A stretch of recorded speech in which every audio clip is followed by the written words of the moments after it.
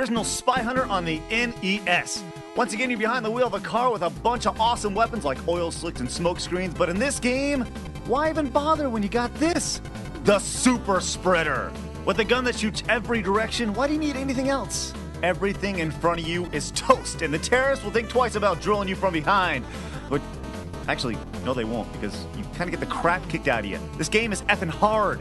Now the first thing you notice is that this game is actually slower than the original because you're not so much dodging stuff, you gotta kill everything in your way while avoiding bullets. Like in the original there was just one little bullet that came out you out of that limo. No, not in this one, they're everywhere. There are even points where you gotta come to a dead stop in order to stay alive. It's totally different. Remember in the first one where you could just ride the side of the road all the way down? Well, no. Not in Super Spy Hunter. If you hit the side of the road, it takes away life. One of the biggest differences is that in Super Spy Hunter, you got a life bar, where in the first one, you got hit once, you're gone. And boy, you're gonna need every single piece of that life bar. So what do you do in a hard game? Well, you look for codes, right? Well, even the codes are messed up in this game. Well, in Super Spy Hunter, if you want some extra lives, it's all left up to a game of chance. Put in the code on the title screen and spin the wheel and see how many lives you get. But be warned, you can end up with 10 or you can end up with 0.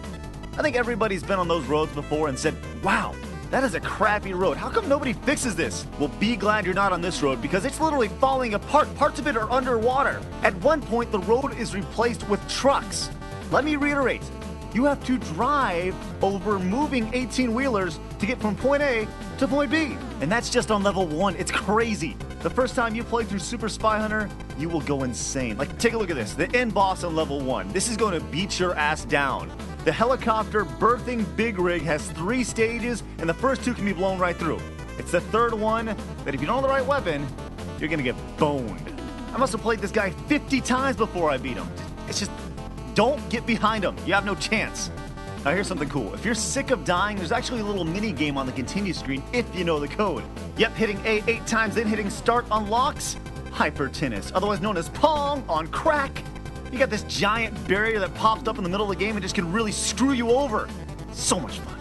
Look, even though it's not on the Super Nintendo, Super Spy Hunter deserves that great word super in the title because, well, it is. It's hard, it's fun, it's everything you want for an NES game. It's great. I mean, come on. The game has Pong in it. I mean, Hyper Tennis. But you want to know what the best part of Super Spy Hunter is? That's right. No Dwayne Johnson.